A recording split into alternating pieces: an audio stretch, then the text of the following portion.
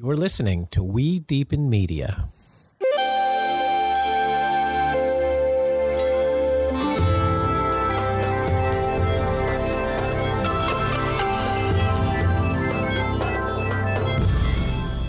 Hello, and welcome to another episode of Deepen with Christina.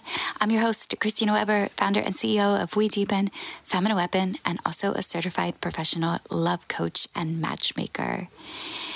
Make sure you go to the calendar at wedeepen.com and check out all the upcoming social and transformational experiences.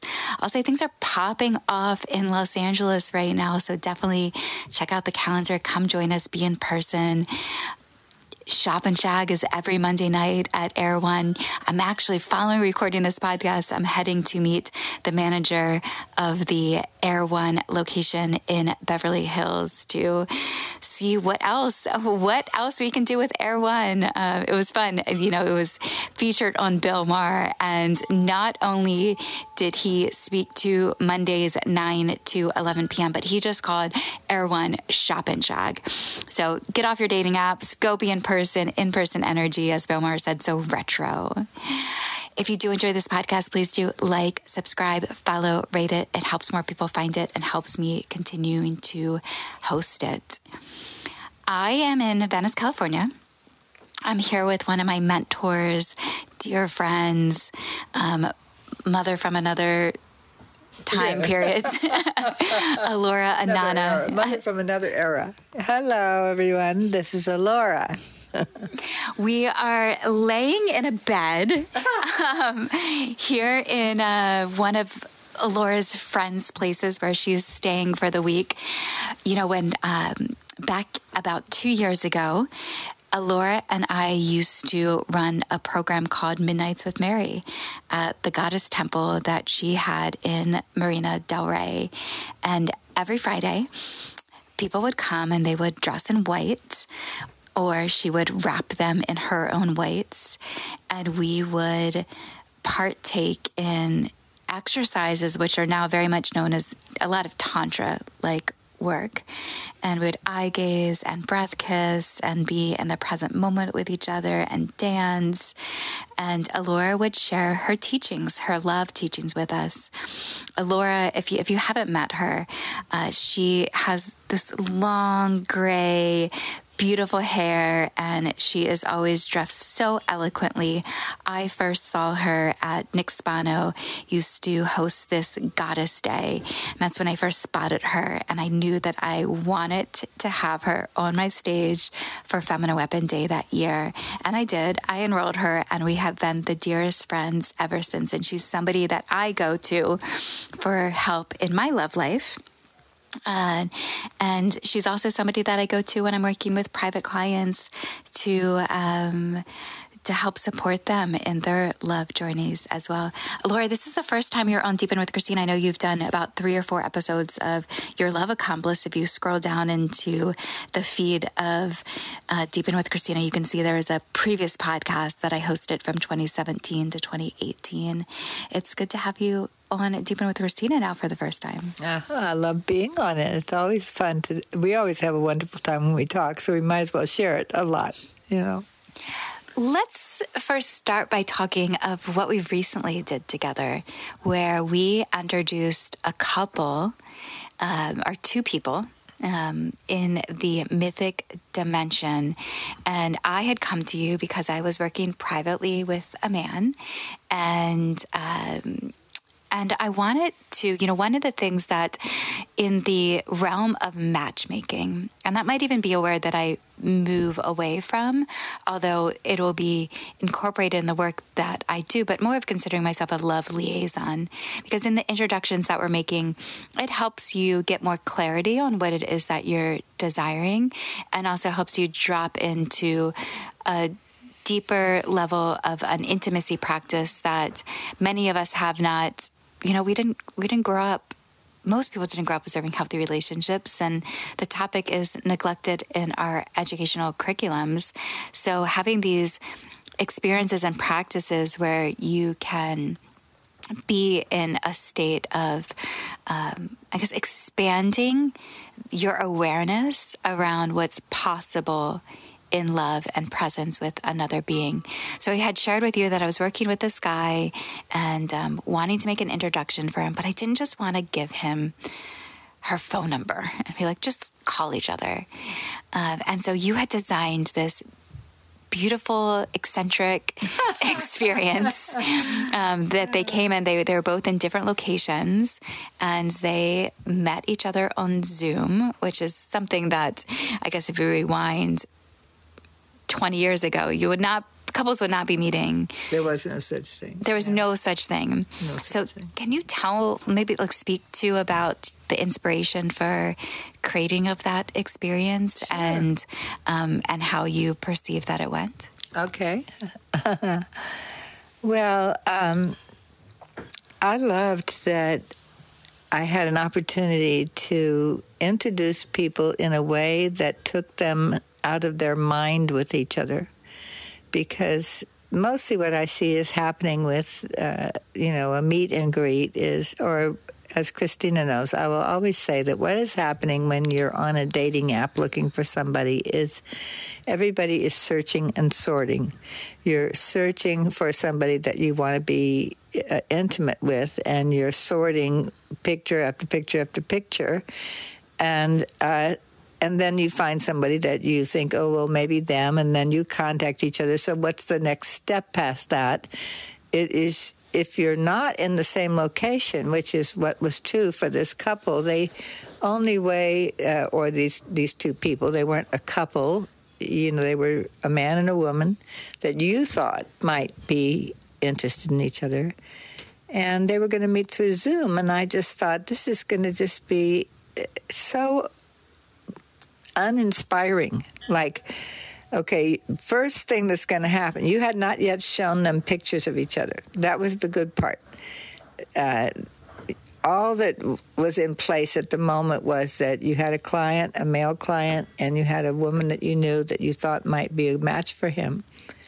So before, I felt that if they looked at the pictures, they would immediately make some assessment. And that's always the way it goes. You see a picture, you make an assessment. I wanted to catch them before they had made any assessment of each other and give them a way to experience each other energetically and even sort of emotionally before they got to the, do I like what this person looks like? This piece of the puzzle. So that was one thing I wanted. I wanted to impact their first impressions of each other in a new way, and I also wanted to have there be more of a guided experience of meeting each other than just okay, now what are we going to talk about? Well, I'm going to tell you my story, and you're going to tell me your story. One of the lines I use in my work a lot is step out of your story and into your glory. And that's what I wanted to do in this thing. And I spent hours and hours making it up and getting ready for it. And I loved doing it. And I actually feel like it worked. They didn't become a couple, but they both had a very powerful experience through it. So I'm eager to do it more if if that arises. It felt like it was, particularly if it's a situation where they can't get to each other quickly. I mean, this guy was in South America somewhere, and she was here in LA. So there wasn't a fast way to get to know each other.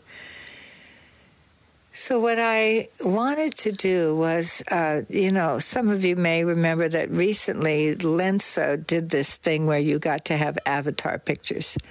And I thought the avatar picture can be more of the glory picture. If somebody gives you a snapshot, you're going to see your normal human self. But if you have a Lensa picture, a couple of them that you like, that you feel like amplifies something unique in you, then it would be fun to meet that way.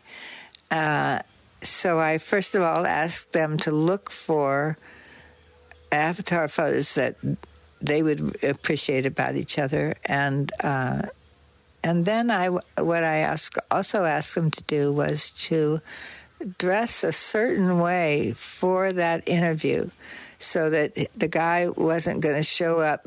This is a man that I felt like he's living a life where he is near the ocean, often shirtless and everything, but it's not like he would come to a meet and greet shirtless on his own, right? And yet I could feel that it would be a better impression of him than a buttoned-up, normal presentation of him.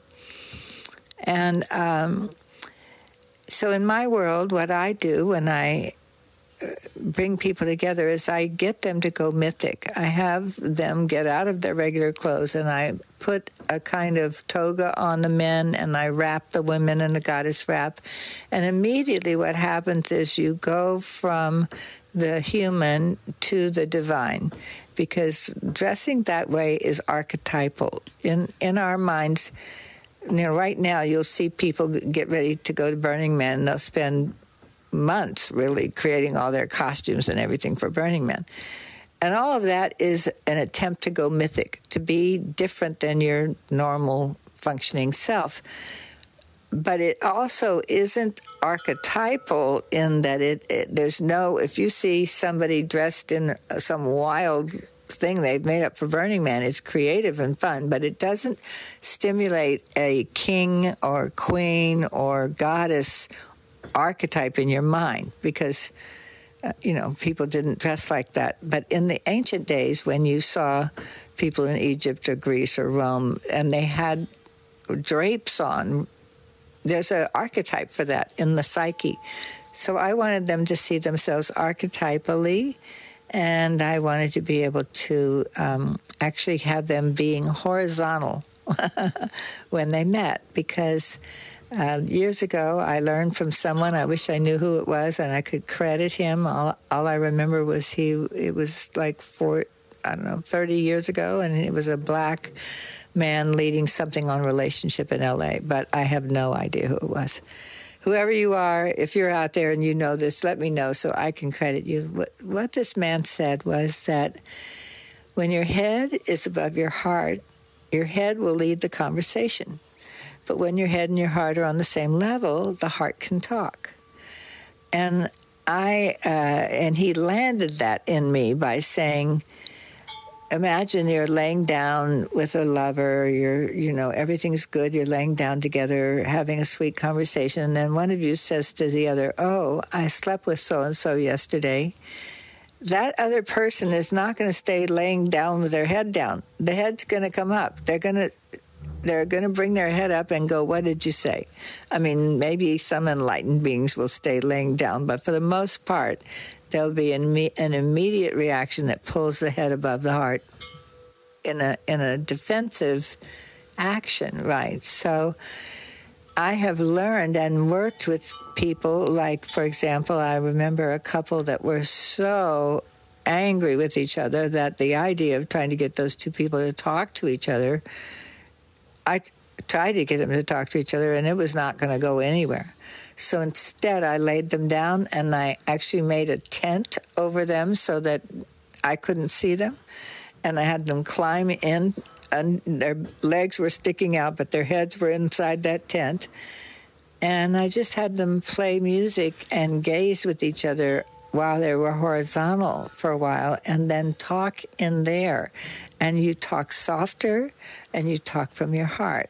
So that's what I wanted for these two people. I wanted them to meet archetypally, see the king, queen in each other, and hear their hearts talk to each other about life or whatever else they were going to talk about, which is very different than you with your normal clothes on, him with his normal clothes on, telling you what he's done and whether he's, what his exes were and what he does for a living and all that stuff that is really, your heart has made a decision pretty fast, usually when you see somebody, as to whether or not you want to be interested in them. And so if if you see somebody in a normal way and you've already decided for whatever reason that they aren't of interest to you, which is going to happen more than not, we are picky about who it is that we're going to be interested in, then all the rest of that is just, okay, we agree to be on the phone, we got to talk to each other, this is what we're going to talk about, but your heart's not engaged because you've already made a decision with your mind based on some normal picture of them. And I just felt like with these two people that it would be a fun thing to try, and we did, and it actually was a way that I got to, instead of him seeing her through his eyes, I showed him her through my eyes. So the first thing I remember doing was when they came on they each sent us 3 pictures, right? And we showed one picture, so this is the first time he's getting to see her. And I was able to show him, like, oh, look at the way her hand is by her cheek. Look at the femininity in this. Look at the grace here. Look at the shine on her cheek. And I was able to direct his attention in ways that would have him appreciate her in a way that he would probably might have seen it, but not isolated it and noticed it. So I was able to do that with each of the pictures of her. And I spent time doing that with her, and then I asked her to comment on what I said. So the first time he heard her, he also was hearing self-reflection. He wasn't hearing, I work for so-and-so, and I'm 36 years old, and I've had this many relationships, and I like to play whatever. I mean, that, you can read that. That doesn't matter. What we're looking for is the energy of the person to transmit through technology to another human being. So it was really fun. First of all, it was fun for her to be seen that way. I know one of the things you love about me is that I quickly can see the beauty in a person and point it out in a way that has them flower. Would you say that? Oh, yeah, that was one of my favorite things at the end of a Midnights with Mary is we would all gather in a circle and you would go from one person to the next person to the next person and share so beautifully of what you saw in that person. There's a little thing of at the end of this podcast, I'm like, maybe she'll share about me, and that can be an example. Of course, that would be very fun. So first of all, it was fun to show the woman her beauty that way and let him see her beauty through my eyes. And then what was really fun for me was that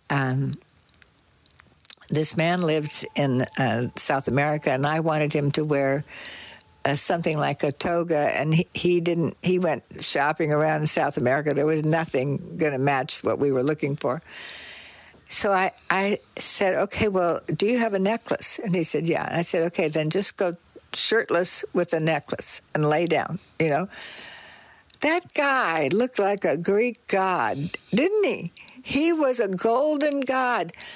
I'd only seen buttoned-up pictures of him, and I was taken aback by, whoa, wait a minute. Yeah, you should go around running around shirtless, because there was something so healthy and golden in his skin tone and his muscle tone and things you wouldn't have seen. And the way he was laying down, it was beautifully sexy. I mean, it really was.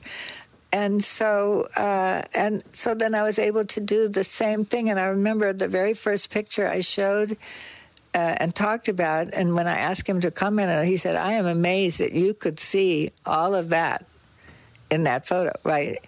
So it was sweet to be able to present them. Instead of them selling themselves, I was presenting them in a way that was the most positive way I could do, and let those things be said about them without them saying them, right? I mean, who wants to go around and say, well, when I lay down, I look like a god, nobody's going to go around saying that. But I could say that. So it was very fun to do it that way. And you tell me what was I remember her feedback was really, really positive, and then I heard something more from his. So why don't you say what you feel, what was it like for you listening to that? Oh, it was magnificent to see them connect. I was a part of the experience, but my camera was off the entire time, and I got to be a witness to them seeing each other for the first time, and the glow and the delight and the smiles. It was endearing. And then the feedback afterwards, they both had a memorable experience. It definitely was an unforgettable experience, and they, they both had it, and it inspired me of like, I cannot wait to introduce more people in the mythic dimension and what's possible. I also see too, as the We Deepen matchmaking database has been popping, as people are filling that out, especially coming off of the recent press and in Los Angeles Magazine and Bill Maher and on Good Day LA, and then just all of the network that We Deepen has been promoting, some of the best in class social and growth-oriented experiences for years now. So all those people traveling to those experiences are entering themselves into that database. And those questions are very deliberate. And I know that you went through that process to, experience what they are experiencing as well. And I think that what I'm getting the feedback from is that people are seeking most support of how do they, well, number one, they're entering the matchmaking database, so they want to meet people that they're interested in dating. And then they also are seeking to, how do they know who's most compatible for them and assess compatibility? And then how do they establish that relationship once there's attraction there? And of course, there's like the preference questions right now. We had a little talk about this last night around vaccine or not vaccine, or, I think that there's somewhat around, from sexual preferences, kinks, or a lot of people are very interested in kinks. A lot of people are interested in the, they're realizing that, if you follow Esther Perel's work, it's, this not interested in one person being their one all in everything, and wanting to still have their freedom and autonomy to connect with other people. And then I also see I'm in part of a lot of Facebook groups around like relationship oriented groups. And some of them are these groups that are formed around infidelity and people who are who've been hurt and burned by relationship. And there's a lot of sadness and grieving and confusion around how and why did this happen. And a lot of people then are, contorting themselves to pretend to be these particular people that they really didn't even know, because they've missed the self-discovery journey to even understand who they are, to articulate that human being to another person in a relationship. So these boxes, I think sometimes these boxes that, I think some of them are preference oriented and are important. Like, I think the vaccine versus no vaccine type of conversation is most important if you're planning to have children. Yep. Kinks and sexual preference can be important if you're seeking a strictly monogamous sexual relationship. You and I were talking recently, and you had mentioned this idea of sexual sovereignty, or sovereignty is even take the word sexual out of sovereignty, but sovereignty. And I am curious because a lot of people do come in, and when I do ask them that preference questions, they're like, I want a monogamous relationship, or I want a polyamorous relationship. And you had some thoughts on that particular makeup, and I'm curious to hear you share more about that. Okay. Well, I love that one of the ways I find out I'm ahead of the game is when a word that I've been using a long time ago starts being constant around, and sovereignty is one of those words.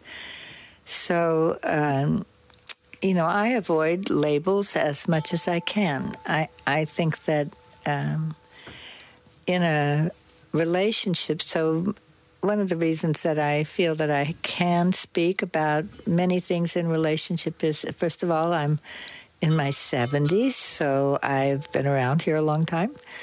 And I had an amazing marriage from a till death do us part marriage, because we were married until my husband died. And we were fortunate enough to, let's see, how do I want to say this? You get in a relationship, so my husband and I were married for 20 years, and the first 7 or 8 years of our marriage were just so idyllic that we never fought at all, and we had a business, and we made money, and we had children, and we were really delighted with our lives and each other. And then what we didn't realize, but we looked back on, was realizing that marriage is really a spiritual process, and the purpose of it isn't just to make you happy. It's really to make you whole. It's to have you grow up and have you work with the things that you haven't necessarily worked with. It's like an opportunity to really grow spiritually through the relationship process. So the purpose of relationship for most people, if you ask them what's the purpose of it, they wouldn't say spiritual growth. They'd say they want to live happily ever after and have kids and have somebody that, that they have unconditional love with. That would be a normal response. But as we went through those challenges, we were fortunate enough to be introduced to a shaman. We were fortunate enough to work with ayahuasca in the very early years, in 88. And we woke up spiritually through that process of working with that shaman, and we began to realize that our relationship was experiencing many challenges. We had the man we'd sold our business to stopped paying us. We began to have a huge financial crisis because of it. My husband met a woman and began a relationship with her. So we had two of the biggest challenges in front of us that marriages ever face, which was, major financial change and a new relationship. And that's exactly what you think you don't want in a relationship. But in truth, it was, in retrospect, we saw that what our relationship was doing was we were going through ego reduction and spiritual awakening. So if you know in advance that from a spiritual point of view, your relationships, all of them, are really to forward your spiritual development, then the challenges that come in it are not deal breakers for the relationship. They're meal makers. I've never said that before, but I think it's a fun thing. So instead of a deal breaker, it's a meal maker. It's like, I remember a turning point in my relationship with the whole process my husband was in with this other woman was I saw a picture of her, and she looked just like the kind of woman that my father had left my mother for. And when I saw that picture, I said, oh, Michael isn't doing this to me. He's doing this for me. I said to God, send me a man who's going to fall in love with the exact kind of woman I can't stand so that I do the work I never did when my father left. So it allowed me to embrace that and not see it as something he shouldn't have done, but something that he was... I actually had this experience last night with the man that I'm here visiting. I don't think he'd ever really heard me talk about it before, but he got that we're all here from central casting. My life is a movie that I am writing, producing, and starring in, and in it, I've central casted Christina into my world as this wonderful friend that most people, when they see us, we think we're mother-daughter because we have a similar bright, intelligent beauty and energy that is a wonderful blessing, and thrilled for both of us that we have that and cultivate that. So if you think of your life as a movie, that everything that's happening in it, your soul is designing your life. And anybody that's doing anything in it is just delivering their lines. Like at the end of, my husband and I had a really amazing experience in these years when we were really evolving so hugely. We both did, is it okay to talk about MDMA? Is that okay? Okay. So we did MDMA together, but we were trained not to do that like as a social thing. We were trained to lay down, put on eye shades and earphones, and be inside for like 3 hours at least before you came out and were with each other. So we had been in a deep inner space, and when we came out, we both had what we called the afterlife cast party. And it was like, I saw my life like a stage, and I saw everybody in it walk out on the stage and take their bow. And it was like, you realize the preciousness of life, that this curtain could come down at any moment. I could walk out on the street and get hit by a car and the thing would be down. And everybody that ever showed up in my life could come out and take a bow, and even the villains and the bad guys, I haven't had any of those truthfully, but, anybody that you thought was problematic in your life, they're really there for you, doing their best job in that role to be the villain for you to get your growth. So when you shift that, you stop being a victim of the things that are coming at you, and you become more of an investigator into, okay, what is the work I have to do here so that I don't keep calling more of this into my life, right? And so the Afterlife Cast Party made us realize how profoundly precious it is to be here on this side in the illusion. This is an illusion. This life, if you listen to all the NDE, near-death experiences, pretty much everybody's going to tell you that this life is an illusion. It is, we are spiritual beings having a human experience, and the human experience is an illusion that when you go to the other side, you see from a higher space about the whole thing. So in this divine illusion that we're in, it becomes so precious to be in it with someone that you love, that you could really appreciate them at a whole new level, and realize that, see, let's just talk about trust for a minute, because I would like to erase from the language the words cheated and infidelity and those words, right? Because, and this brings us back to sovereignty, okay? We ended up creating a course on relationships out of this process that we went through. So by the year of 10 of our marriage, we had transformed our marriage from what I call an identity-confirming relationship to an identity-dissolving relationship. So let's look at that for a second. So an identity-confirming relationship is, oh, you're the one, I love you, and it is constantly trying to confirm for each other that the specialness of who you are and the identity you have as girlfriend or wife or husband or whatever it is. And the thing that's challenging about that is that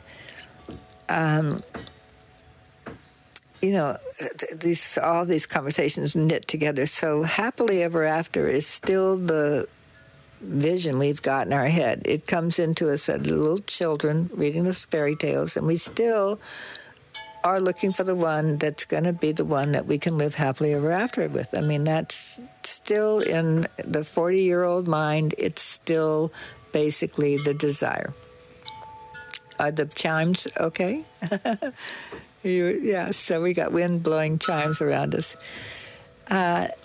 So the problem that happens in a relationship with an identity-confirming relationship, and I know you'll know this when I speak about it, you know how people get to that place where they go, love you, and the love you is a reassurance tool. It's like I'm leaving, I go, love you, and the other person, my daughter will always get upset with me because she tells me, love you, and I go, thank you.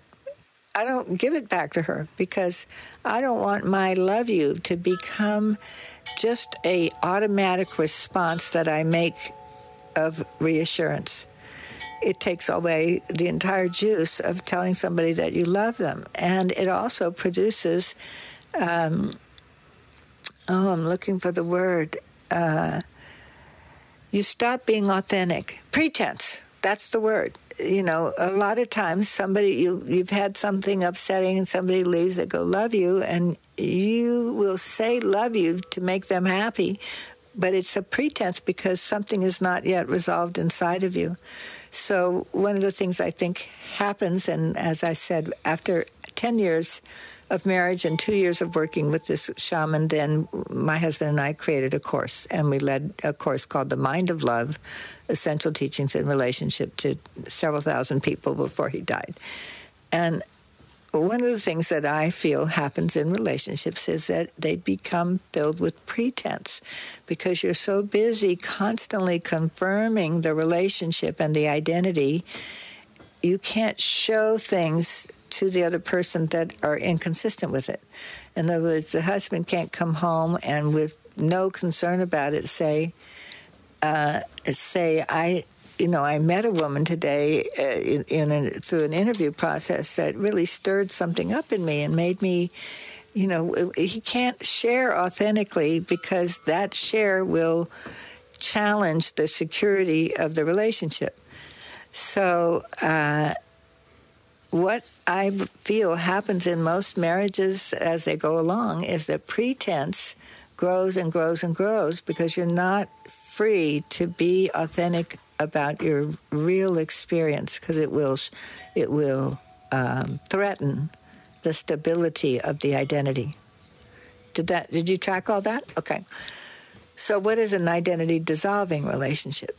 In an identity dissolving relationship, you become spiritual allies, shoulder to shoulder, watching those two human beings down there.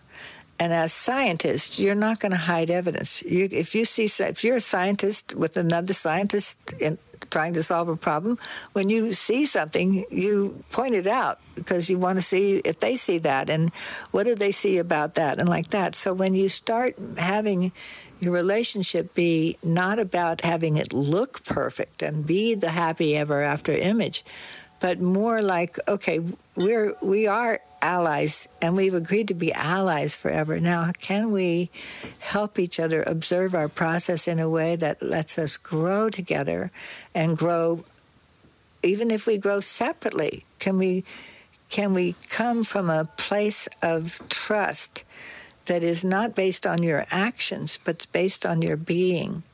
So this is coming to trust now. So, think about trust. For most people, trust is, I'll trust you as long as you do it the way I want. I'll trust you to be monogamous forever, and I'm going to be trusting you. But if you ever stop being monogamous with me and I find that out, then my trust is going to be shattered. And especially if you hide it from me, and then when I find out about it, you lie about it. Now, that's the worst, okay? And I get it. I would never be able to be in a relationship with someone who, when confronted with something, continued to be dishonest. If somebody was dishonest about something, there are moments, think about things like this. When somebody has done something that they don't feel good about and the person challenges them about it, it's just natural to want to deny it. It's like the energy of accusation that's coming at you is so strong, it's natural to want to deny that. So we always have to look at what are we bringing to the experience. Are we bringing an attack energy that's going to create denial, or are we bringing an inquiry energy that can create co-observation? So trust, if it's based on actions, that you're going to do what I want you to do, and it's going to go away when you stop doing that, it's not really, it doesn't have much value. What we talked about was trust as a sourced trust. So the three kinds of trust is conventional trust, which is I'll trust you as long as you do it the way I want, and when you stop doing it the way I want, I won't trust you anymore. The second kind of trust is fool's trust, which is I'm going to trust you to stop doing things that I don't want you to do, even though you've demonstrated over and over and over again that you can make me the promise you'll stop and you won't. I'll trust you to stop drinking, but I know you're not going to do it because you've... So fool's trust, we're not saying go around with fool's trust. Sourced trust is the answer we promote, which is my trust isn't about your actions. My trust is in your being. I know the goodness of who you are. I know you're doing the best you can. I know that there are going to be times when your actions don't please me. So my trust is not going to be based on your actions. It's going to be sourced in my trust in your being. And now, when we become spiritual allies together, we are going to be helping each other try to see into the dynamics of our psyche and our insecurities and our needs to go do whatever.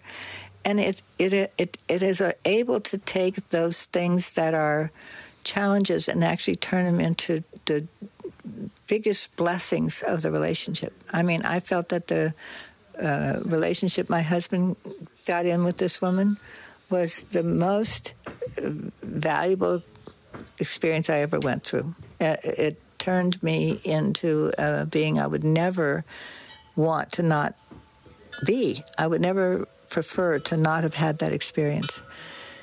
So sovereignty is really this thing that we are divine spiritual beings. We're here doing our very best for the most part in our lives to be happy and to be loving. Most people are not here with the desire to hurt or to wound or anything. So as a sovereign, you are fully responsible for your life and your choices, and you don't belong to somebody else. You can feel belonging with someone, but not to someone.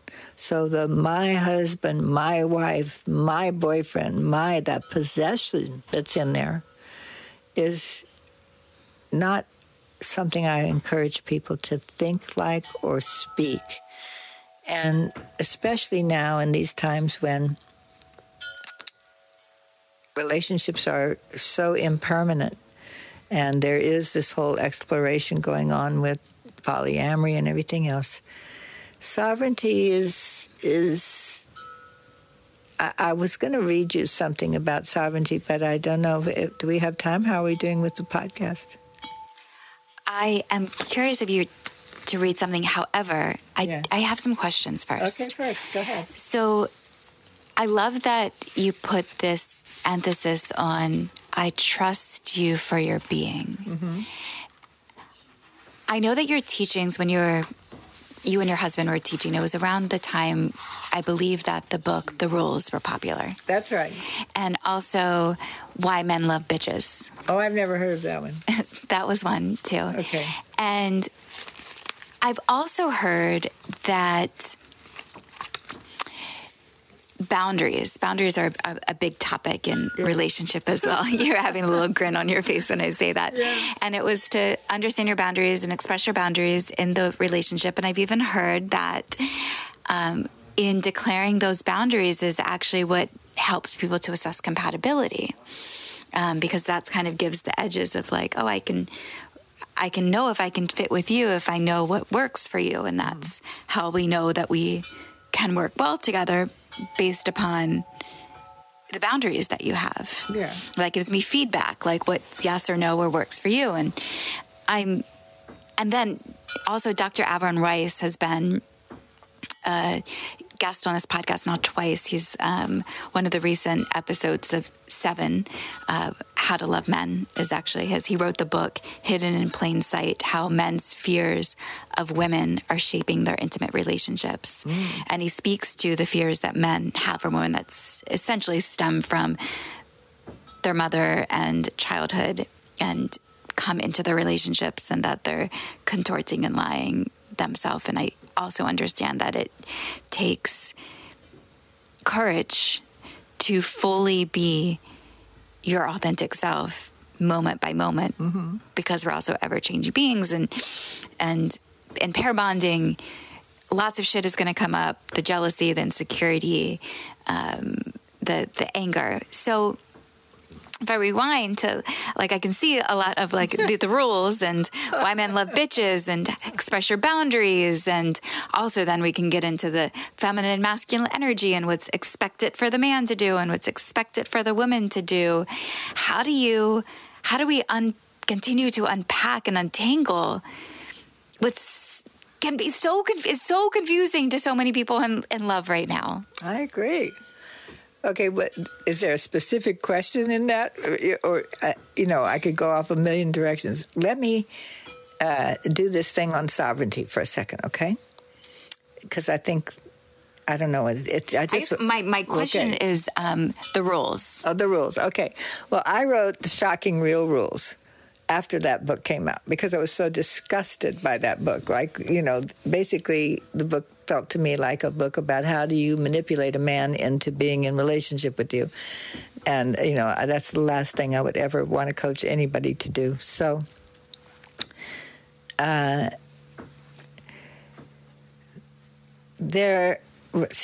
rules really serve you. Like, there is a rule that if you jump off a building that's very high, you're going to hurt your body, right? So real rules will really serve you. And there are some rules that I have written up, and we can do an interview about sometime, So, but what the boundaries and rules... So boundaries keep something out, but they keep something in. If you've got a fence around your house, they will keep out the bad guy, but they will also keep you out, keep you in if you don't have a way to go out of the boundary.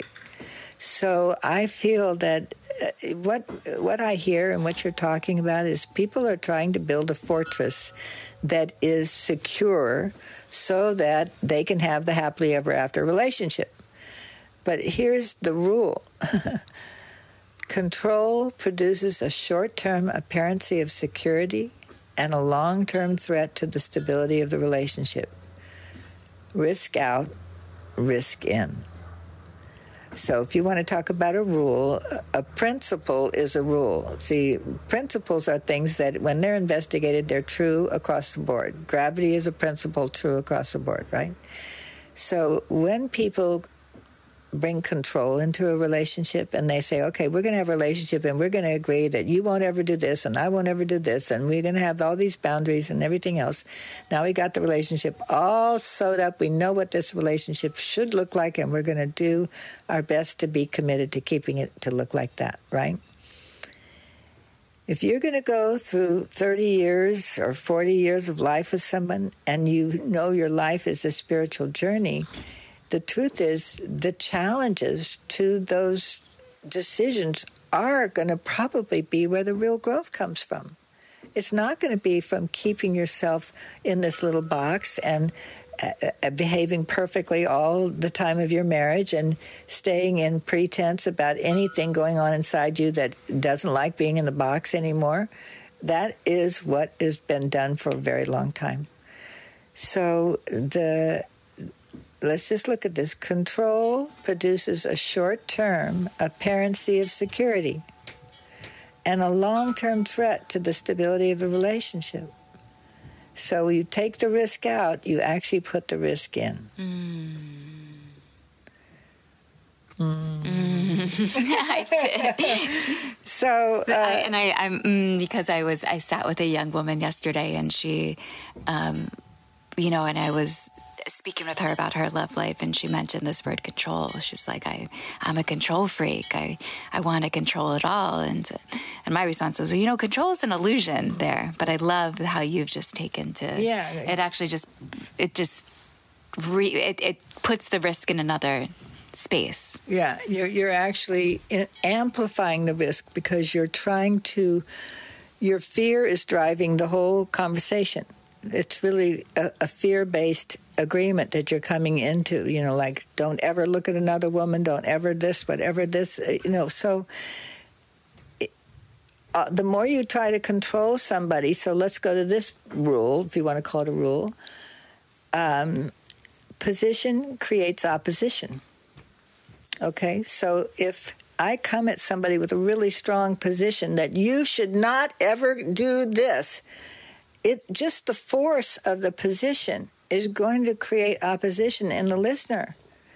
The soul doesn't want to be controlled. As souls want to have the freedom to choose and live and enjoy and discover, and to have some kind of control come onto that, which is what a position. When you assert control, you take a position, right? So position, when forcefully, I think you can take a position maybe in a soft way for yourself. Like you can say, let's just say the way eating, I choose to eat vegan, right? I mean, that's not my truth, but let's just say for those people doing that, they are taking a position about the health of the planet or health of animals. You can take a position for yourself, and that's fine. But to take a position about the relationship and how that other person needs to be in it is where the control begins to come in. And you want to live long term, like you're going to get married at 30 and you're going to live till 80, and you think you're going to do 50 years where that person is constantly, always doing it the way that you think they should do it, and if they don't, they're going to be getting shit from you about it. That's not even healthy. That's not something that nobody's going to thrive in a relationship of control for 50 years, right? We're definitely going to come back to the reading because I still have more questions, and we have some limited time here. Okay. I know many people hate the dating process. Mm-hmm. And so they would rather stay in an unfulfilling relationship than get back out there and date. Mm-hmm.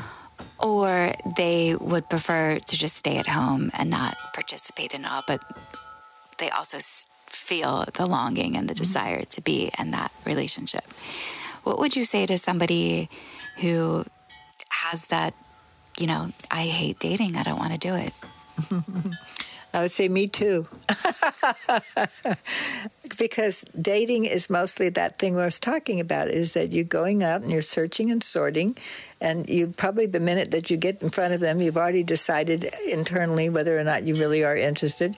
And now you're just going to go through a series of conventional conversations that you already know your whole conversation by heart, and you're really not that interested in theirs. And it is just an unfulfilling experience. So you know that I have a whole world I talk about beyond talking the F word, beyond talking fuck, that there is a huge lack of what we can do in our getting to know process with somebody, or even in a relationship with someone that isn't either talking or getting actually sexual. And there's a world in the middle of that is the world that I think is much more fun than dating. And it is what we did at Midnights with Mary, which is because, see, you know that I create a boundary, and I have one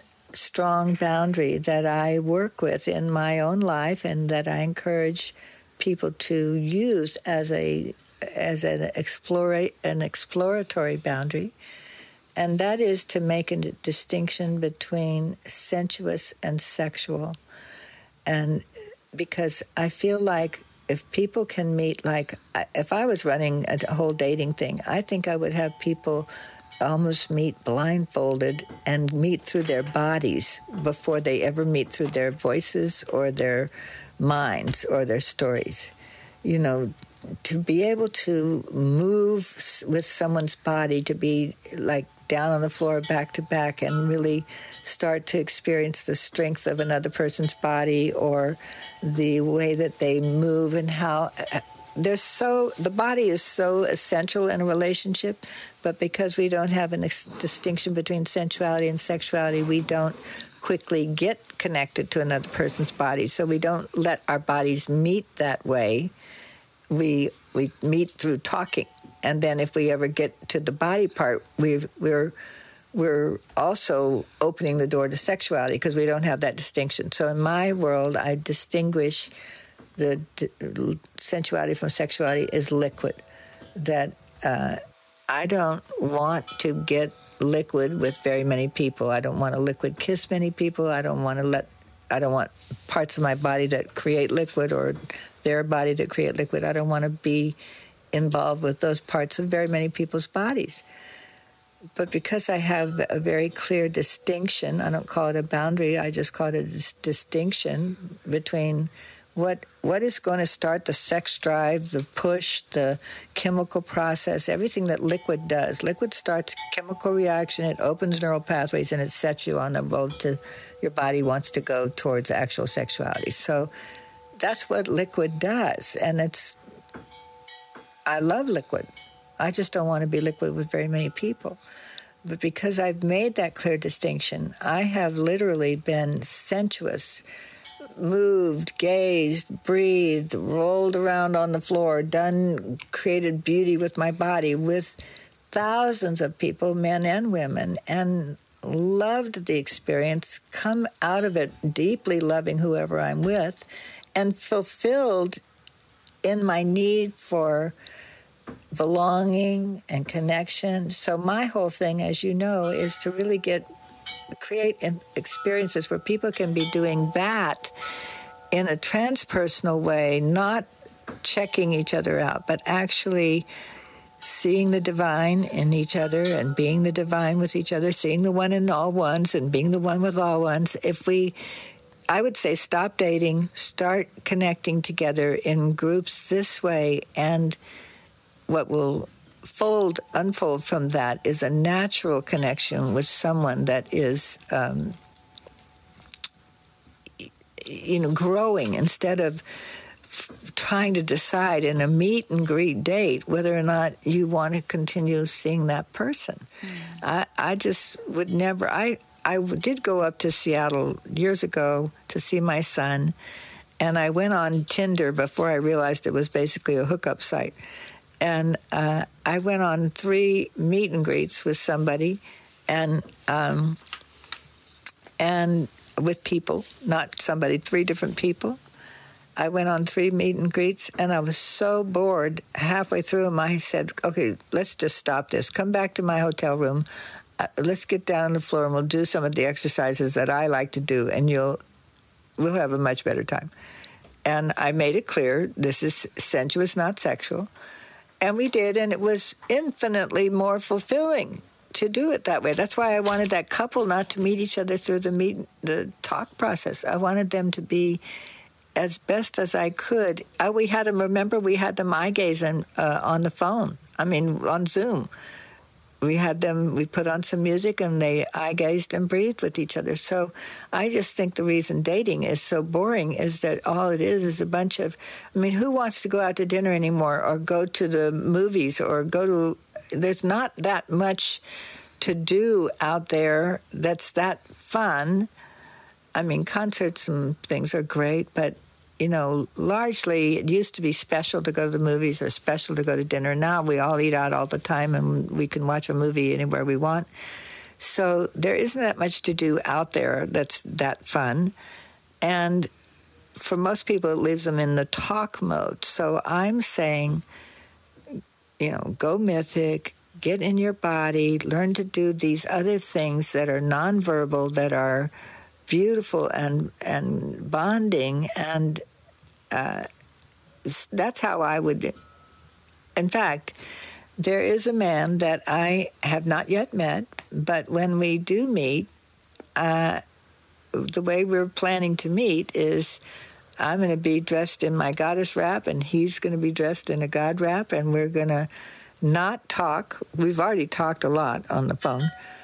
We're going to just lay down and gaze and breathe, and we're going to go through some of the movement exercises that we're going to let our bodies meet through hugging and holding and moving with each other.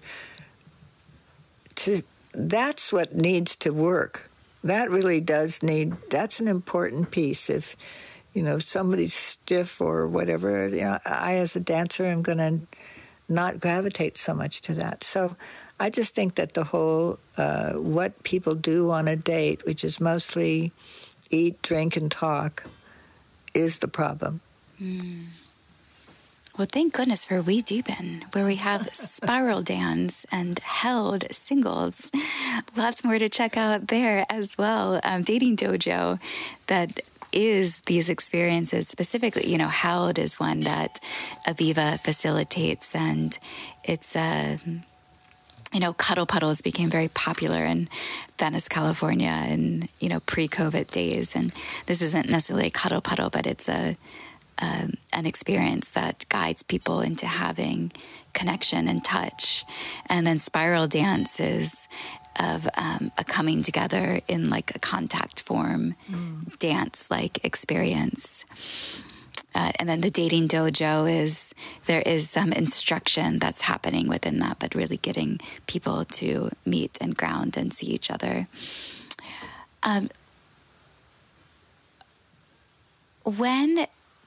When you think about, because here you are, goddess, you speak about goddess often, and that's, this feminine energetics. And I see in dating, there's also, women have these, I'm going to talk heterosexual relationships for a moment, but I find that women have these expectations for men of how they should initiate and approach and claim and plan it all for them. And they should almost feel as though this man sees her and she's the one and this special human being that he is captured and treasured and cherished and such. And I find that that's also one of the things that keeps people in a state of longing and in singledom, as opposed to being in more deep connection, is these expectations. Can you speak to something? Can you speak to this? Is that something that you've seen, and how can maybe women reframe that? Well, it makes me think of Marianne Williamson and the, what is the book that she's teaching from all of her life? It's the Course in Miracles. And it talks about special relationships in there, right? What that is wanting a special relationship. And the special relationship makes you feel special. So wanting a man to sort of just idolize you and just treat you and all the stuff you're talking about, that is coming because you don't feel special yourself. You're trying to get the special from someone else and how they're going to treat you. And it's a recipe for disaster and for loneliness, as you say, because that's, what I think is missing is people are making lists of what they want from the relationship and what they want from the other person, what they want the other person to be like, what they want the relationship to be like. When I started my relationship with my husband, I wrote a list of the things I wanted to complete through a relationship with him. And it was not things that he needed to do. It was things I needed to do. So, for example, I wanted to be in a relationship and actually be in it and stop thinking that I wanted one and wishing that I had one. Because I smelled a rat in that. I want one. I wish I had one. Well, if that goes on and on, you know, to me, the answer was, okay, here's a relationship that is beginning to happen, and I want to take on the challenge of really being in this relationship and really having the relationship work instead of staying in the security of thinking that I want a relationship and wishing I had one, but never putting myself to the test. So that didn't have anything to do with what he did. That was me, right? And I wanted to be in a relationship that naturally produced itself in children. I wanted a relationship in which I experienced and expressed my full sexuality. So I wrote a list about who I wanted to be in the relationship. And that is a powerful thing. But to come to it with, I want him to treat me like I'm the most precious thing on the planet, never even want to look at another woman again, and send me flowers every day, and I don't know what would be on that list, but that is, in my opinion, expectation shuts it down. There's another rule, okay? If you have kids who tell you everything they want for Christmas, and if you don't deliver that, they're disappointed, that's expectation, right? So when you get to the place where if you miss giving your wife a Valentine card, she's going to make a big deal out of that. It doesn't leave you in the space where you can give out of your desire to give. You're giving to fulfill somebody's expectation, and it totally takes the joy out of the giving. Do you get that? Mm-hmm. Yeah. Mm-hmm. So all that expectation, it is shutting down the field for anybody to give from the joy of giving with no expectation.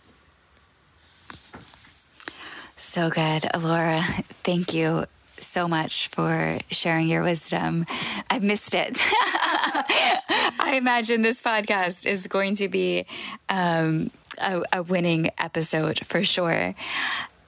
Before we wrap, I'd love to play the game with you, because after having that experience at Midnights with Mary, I began to share with people, I call it like what I love about you game. And sometimes I'd have friends over and we'd sit in a circle and I would go one by one and share what I saw and loved about them.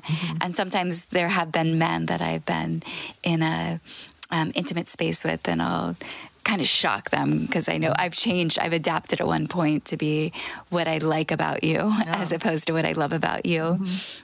Although I think I've added my own twist on it of what I love about you type game. But if I can even share that with you, first off, you're radiant. Looking at you, you have these long eyelashes and these bright eyes. And there is a curiosity as well as a smirk, like a constant taking everything in around you with a little bit of like of humor. There's like a twist of humor in every experience. And I love seeing you laugh things off, or and you have so much wisdom to share, and yet I get to experience these moments of when you're growing and when you reframe and you see things in a different way, and there's this like deep enlightenment to it, and also of a drop into authenticity and a deeper level of honesty that you can just see that you're being with yourself, of like, oh, I see how I was seeing something differently, and now, or seeing something in one way that was not serving me, and how I can shift.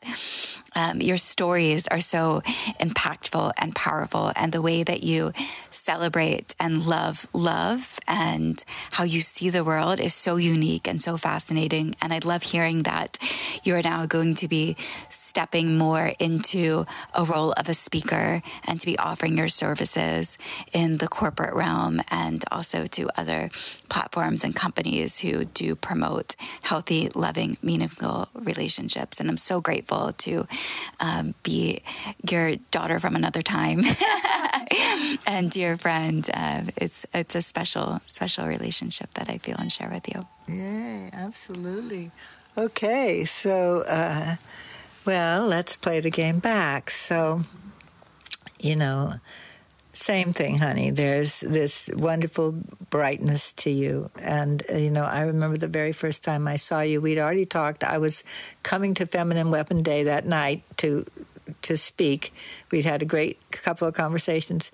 And when you came out the door and I was going in and I realized that was you, I was like, how can that be her? She's so, not that you're tiny, but you're so feminine. You're so, I expected a more masculine being to be producing this huge thing that you were doing. And so the bright, light, feminine energy that you have is just a joy and always there in your eyes.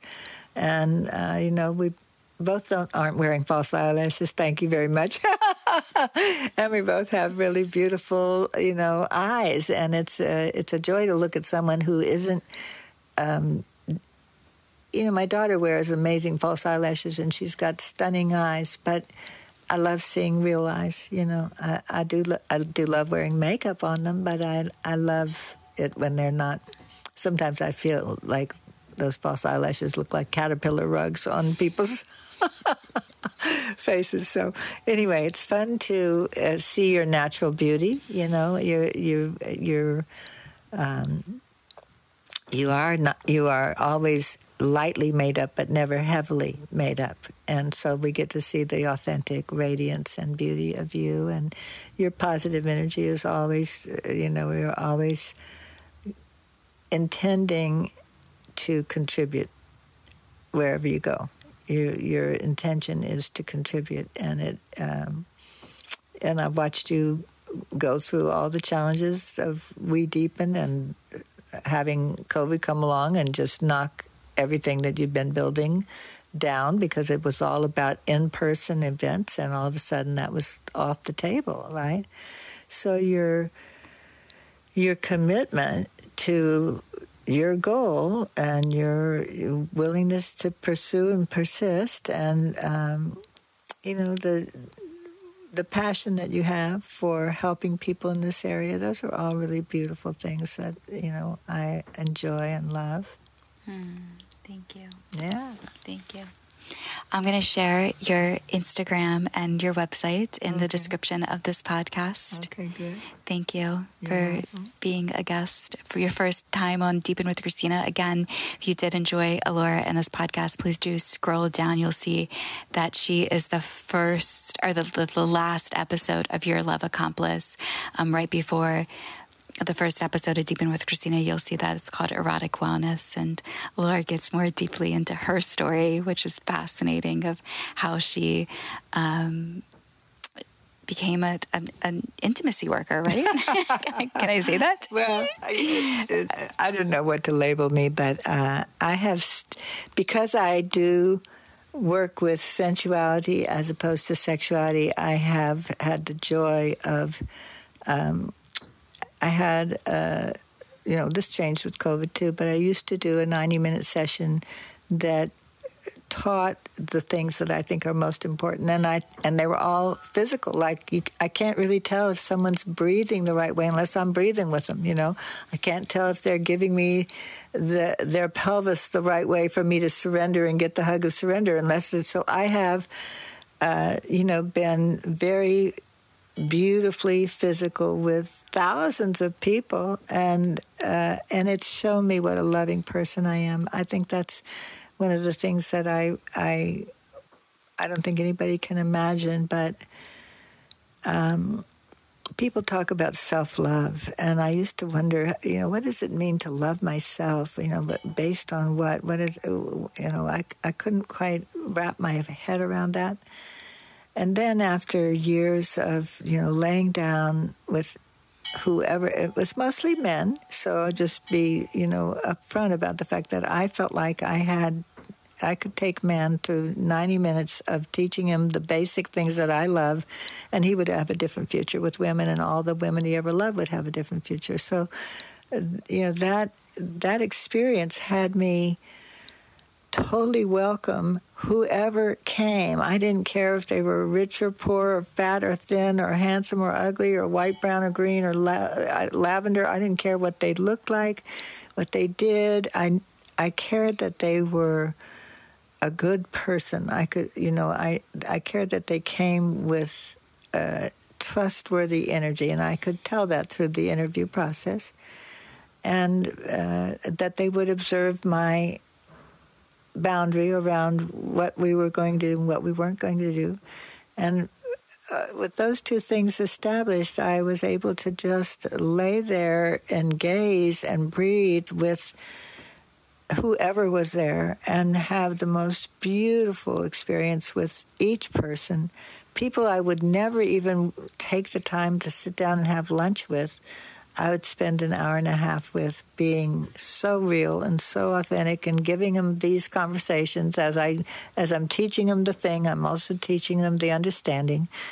And doing that with thousands of people made me realize what a loving person I am. And so that's where my self-love comes from, is from all those years of transpersonal love, of seeing the divine in whoever's in front of me and being the divine with them and giving them an experience where they are being seen and they're not being judged. That is a huge, huge thing to do. So I can't remember if that was the answer to the question, but that's I was saying the episodes, if they go to the erotic wellness episodes of Your Love Accomplice, they'll be able to hear more about your story. More of that. Yeah. More of My that story. My goodness. Thank you all for tuning in to another episode of Deepen with Christina. Definitely come be with us in person. We're back to in-person experiences, specifically here in Los Angeles, but I'm also in the Austin, Texas area, and I would love to be with you together. Also, if you're interested in private matchmaking or relationship coaching, working with people like me, Alorah, and others within the network, we'd love to connect you and match you and support your intimacy journey. And Alorah has one more thing to say. Well, I think that one of the most fun things that anybody listening to this could do is to tell Christina they want to come and go Mythic in the Mythic dimension, and she can start to arrange experiences with me going Mythic for couples or singles, and that is going to be even more fun than the Zoom process. So that's what I would recommend comes out of this for a lot of your listeners. She can travel to you, or you can travel to Nevada City. Right? Yeah, cool. Okay, thank you all. I love you. Until next time. Bye.